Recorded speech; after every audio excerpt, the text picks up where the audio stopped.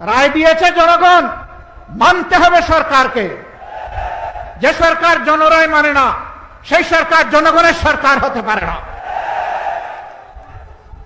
সংসদে তারা বলেন তাদের হিসাব অনুযায়ী বিভিন্ন মেকানিজমে সরকারে গিয়ে এখন বলছেন 51% মানুষ তাদেরকে ভোট দিয়ে সরকার গঠনের সুযোগ দিয়েছে।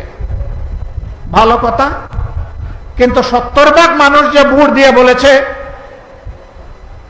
গণভোটের গণরায় মানতে হবে, সেটা মানছেন না কেন?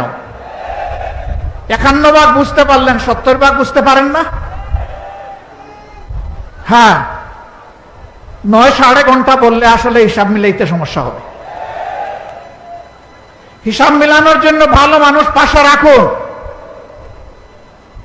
জাতিকে নেতৃত্ব দেওয়ার জন্য, যাদের অন্তরে দেশপ্রেম আছে, মানবতাবোধ আছে, চরিত্র যাদের উন্নত, যারা চাঁদাবাজদের ফাঙ্গিদার নয়, তাদেরকে বসান।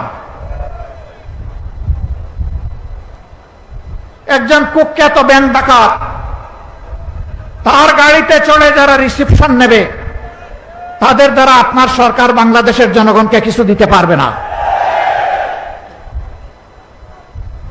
প্রিয় দেশবাসী, আমরা চেয়েছিলাম জনগণের সকল সমস্যার সমাধান সংসদে হোক, সরকার চায়নি। আমাদেরকে তারা ঠেলে দিয়েছে জনগণের কাতারে। যদি গণভোটের রায় মেনে নেওয়া হতো, আজকের এই বিভাগীয় সমাবেশের প্রয়োজন হতো না, এতগুলো মানুষকে ত্যাগ স্বীকার করে এখানে আসতে হতো না। আপনারাই বাধ্য করেছেন।